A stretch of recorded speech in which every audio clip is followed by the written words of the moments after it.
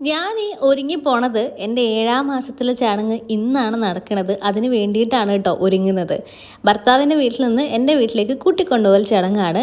അപ്പം 1 മണിക്ക് മുന്നേ തന്നെ വീട്ടിൽ കയറേണ്ടതുകൊണ്ട് ചടങ്ങ് നേരത്തെ അങ്ങോട്ട് തുടങ്ങി. അപ്പം മുതിർന്ന ആൾക്കാരൊക്കെ എന്നെ അനുഗ്രഹിച്ചിട്ട് എൻ്റെ മടിയിൽ അമ്മായിയമ്മ അരിയൊക്കെ വെച്ച് കെട്ടി ആ അരിയും കൊണ്ട് ഞാൻ എൻ്റെ വീട്ടിലേക്ക് ഇനി പോകണം.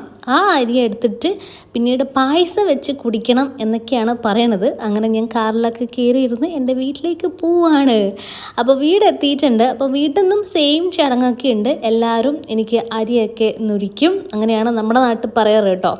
അരിയൊക്കെ നുരിച്ചിട്ട് എൻ്റെ കയ്യിലുള്ള അരി എടുത്തിട്ട് എൻ്റെ അമ്മാമ്മ അങ്ങോട്ട് വാങ്ങും. പിന്നീട് നമ്മൾ പായസം വെച്ച് കുടിച്ചോളാം. അതിനുശേഷം ഭക്ഷണമൊക്കെ കഴിച്ചിട്ട് എൻ്റെ വളകാപ്പ് ചടങ്ങുണ്ടായിരുന്നു കേട്ടോ. അത് എൻ്റെ വീട്ടിൽ വെച്ചിട്ടാണ് നടത്തിയിട്ടുണ്ടായിരുന്നത്. എൻ്റെ ചേച്ചിയും കസിൻസൊക്കെ എനിക്ക് സർപ്രൈസായിട്ട് തന്നിട്ടുണ്ടായിരുന്നു. ഞാൻ അങ്ങനെ പറഞ്ഞിട്ടുണ്ടായിരുന്നു എനിക്ക് വളകാപ്പ് ചടങ്ങ് കിട്ടിയിരുന്നെങ്കിൽ കൊള്ളായിരുന്നൊക്കെ പറഞ്ഞിട്ടുണ്ടായിരുന്നു. അപ്പോൾ അവരൊക്കെ സെറ്റ് ചെയ്ത് വെച്ചിട്ടുണ്ടായിരുന്നു.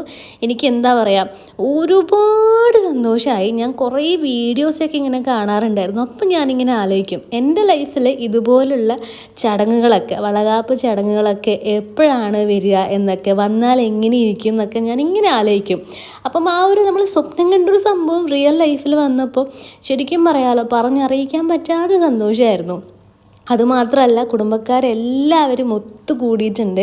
എൻ്റെ കല്യാണത്തിന് ഇതുപോലെ എല്ലാ കുടുംബക്കാരും ഒത്തുകൂടിയിട്ടുണ്ടായിരുന്നു. അതിനുശേഷം ഞാൻ കാരണം വീണ്ടും എല്ലാവരും കൂടി ഒത്തുകൂടുക, എല്ലാവരും കൂടി ഒരുമിച്ച് ഭക്ഷണം കഴിക്കുക, ഇതുപോലുള്ള ചടങ്ങിൽ പങ്കെടുക്കുക എന്നൊക്കെ പറയുമ്പോൾ ഭയങ്കര സന്തോഷമാണ്. ആ ഒരു സന്തോഷം എൻ്റെ മുഖത്തുണ്ടോ എന്ന് എനിക്കറിയില്ല, സന്തോഷമുണ്ട് കേട്ടോ. എന്തായാലും ഈ ഒരു 7-ാം മാസത്തിലെ ചടങ്ങിന് കുറച്ച് പ്രത്യേകതകളൊക്കെ ഉണ്ട്. അന്നേ ദിവസം നമ്മൾ പുതിയ ഡ്രസ്സൊക്കെ ധരിക്കണം. എൻ്റെ പുതിയ സാരിയാണ്. പുതിയ ഡ്രസ്സൊക്കെ ധരിച്ചിട്ട് വേണം 7-ാം മാസത്തിലെ ചടങ്ങിലോട്ട് അങ്ങോട്ട് കിടക്കാൻ വേണ്ടിയിട്ട്. അപ്പോൾ ചടങ്ങുകളൊക്കെ ഏറെക്കുറെ പൂർത്തിയായി. ഞാൻ തിരിച്ച് എൻ്റെ ഹസ്ബൻഡിൻ്റെ വീട്ടിലോട്ട് തന്നെ പോകുന്നുണ്ട്. കാരണം അവിടെ എത്തിയിട്ടാണ് എനിക്ക് ജോലിക്ക് പോകാനുള്ള കുറച്ചും കൂടി കംഫർട്ടബിൾ. പോകാൻ നേരം എൻ്റെ ഏഞ്ചിയുടെ മോൾ എനിക്ക് ഗിഫ്റ്റൊക്കെ തന്നിട്ടുണ്ടായിരുന്നു കേട്ടോ. അതൊക്കെ അൺബോക്സ് ചെയ്ത് വീട്ടിലെത്തി. ഇനി ഒന്ന് കുളിച്ച് ഫ്രഷ് ആയിട്ട് കിടന്നുറങ്ങണം. അപ്പോൾ ടാറ്റ, ബൈ ബൈ.